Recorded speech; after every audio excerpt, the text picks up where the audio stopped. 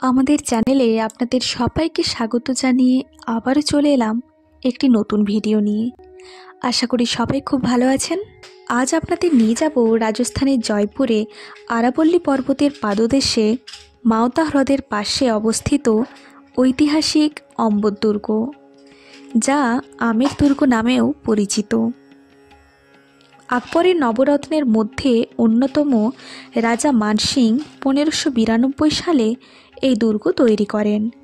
তারপর তার পুত্র প্রথম জয়সিং এই দুর্গ প্রসারিত করেন। এই দুর্গের ভেতর রয়েছে বিভিন্ন উদ্যান, হাজারেরও বেশি রঙিন কাঁচ দিয়ে তৈরি এশিয়ার অন্যতম বৃহত্তম শীষমহল। দুর্গের সর্বত্র দেওয়ালে সূক্ষ্ম নকশা ও কারুকার্য, যা আপনাকে মোহিত করবেই করবে। এই দুর্গের মধ্যেই রয়েছে 2 কিলোমিটার লম্বা একটি সুড়ঙ্গ, যেটা জয়গড় দুর্গে হেঁটে পৌঁছানো যায়। তাহলে চলুন আজকের এই ব্লগ শুরু করা যাক। আমরা সকাল সকাল সবাই রেডি হয়ে হোটেল থেকে গাড়িতে করে বেরিয়ে আম্বের ফোর্টের উদ্দেশ্যে রওনা দিলাম। একটা জিনিস বলে রাখি, আম্বের ফোর্টের কার পার্কিং জায়গায় গাড়ি রাখতে হবে। এরপর এখান থেকে 3 রকমভাবে ফোর্টে যেতে পারেন। 1, জিপ গাড়িতে করে। একটা জিপ গাড়ির রেট প্রায় 500 টাকা। 2, হাতির পিঠে চড়ে ফোর্টে যাওয়া যায়, কিন্তু এই রেট অনেকটাই বেশি, প্রায় 3000 টাকা। 3, 150রও বেশি খাড়া সিঁড়ি বেয়ে ফোর্টে যাওয়া যায়, তবে বেটার অপশন জিপে করে যাওয়া। আমরা জিপে করেই ফোর্টে পৌঁছলাম।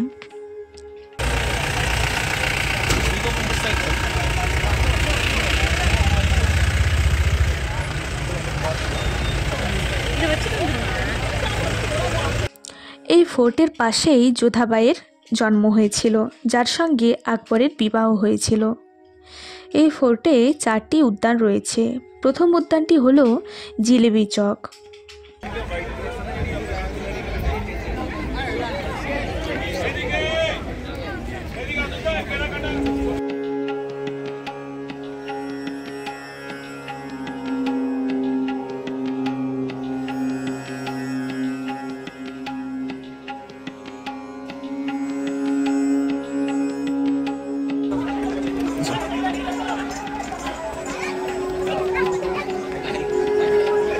এই গেট দিয়ে আমরা জিলেবি চকে প্রবেশ করলাম।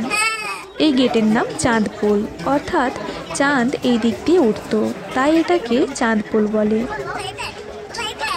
আর ওই যে দেখতে পাচ্ছ, ওই গেটটিকে বলে সুরাজপোল, কারণ সূর্য ওই দিক দিয়ে উঠত। তো এই সুরাজপোল দিয়ে হাতির পিঠে চড়ে বা সিঁড়ি ভেঙে আসা যায়।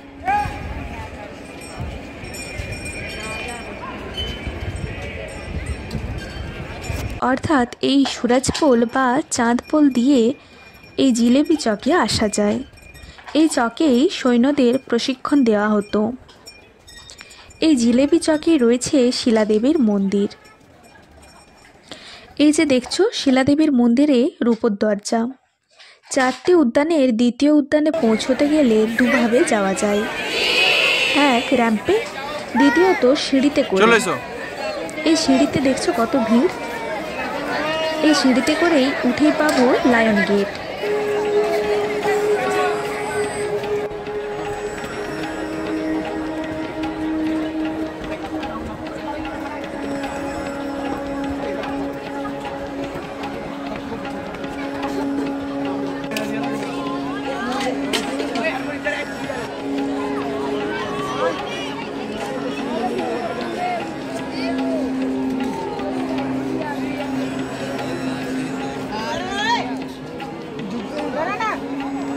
এরপর আমরা সেকেন্ড উদ্যানে পৌঁছে গেলাম।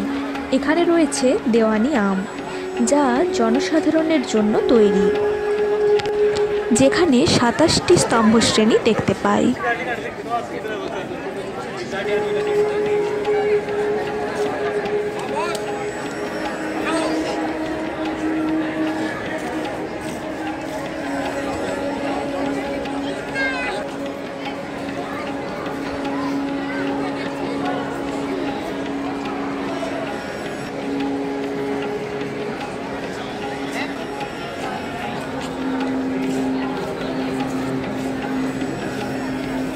তৃতীয় উদ্যানে রয়েছে রাজাদের প্রাইভেট রুম, যেখানে রাজা ও তাদের পরিবারের লোকজনেরাই অ্যালাউ ছিলেন। ওই যে গেটটা দেখতে পাচ্ছ, ওটা গণেশ পোল। এই গণেশ পোলের মাধ্যমে আমরা তৃতীয় উদ্যানে পৌঁছবো। এই উদ্যানে দুদিকে দুটি বিল্ডিং, যার মাঝখানে রয়েছে এই সুবিশাল অত্যন্ত সৌন্দর্যময় মোগল গার্ডেন। এই উদ্যানের বাম দিকে জয় মন্দির গেট দিয়ে যাওয়া যায় শীষমহলে। এই শীষমহল হাজারেরও বেশি রঙিন কাঁচ দিয়ে তৈরি, যা বেলজিয়াম থেকে আনা হয়েছে।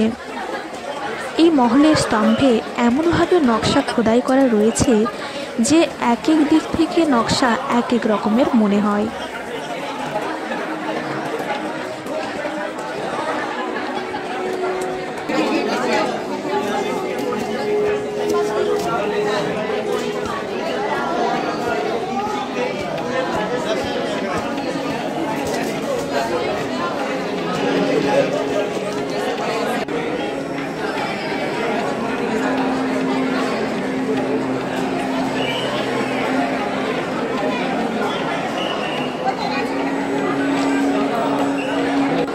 উদ্যানের অপর দিকে অর্থাৎ জয় মন্দির গেটের বিপরীত দিকে রয়েছে সুখনিবাস বা সুখমহল।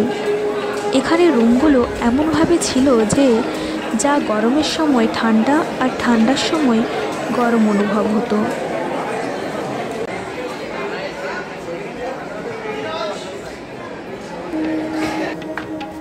এরপর আমরা চতুর্থ উদ্যানে যাব, যেখানে রানী ও রয়্যাল ফ্যামিলির মেয়েরা থাকতো।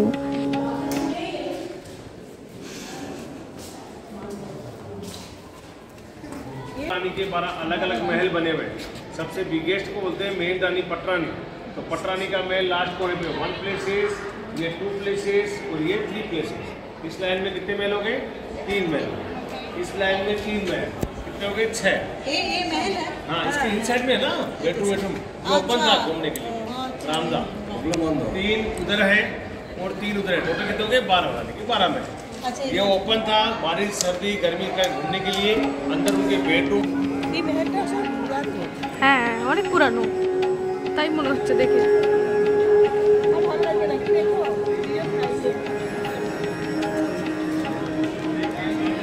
এই উদ্যানের দক্ষিণে রয়েছে মানসিং মহল, যা সবথেকে ভোটের পুরানো জিনিস। রাজার 13 জন রানী ছিলেন, তাই একই আকারের 13টি রুম আছে এখানে।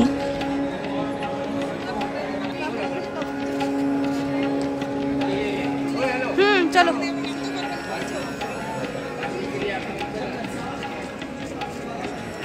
এরপর আমরা আবার নিচে নামতে থাকবো।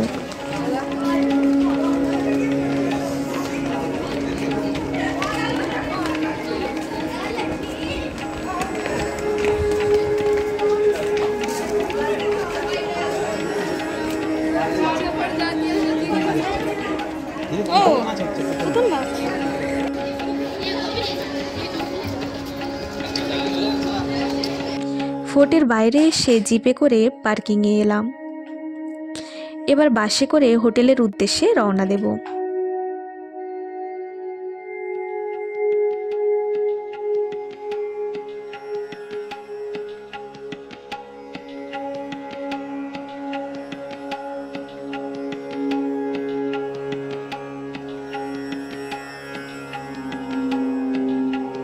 আজকের ভিডিও এই পর্যন্ত।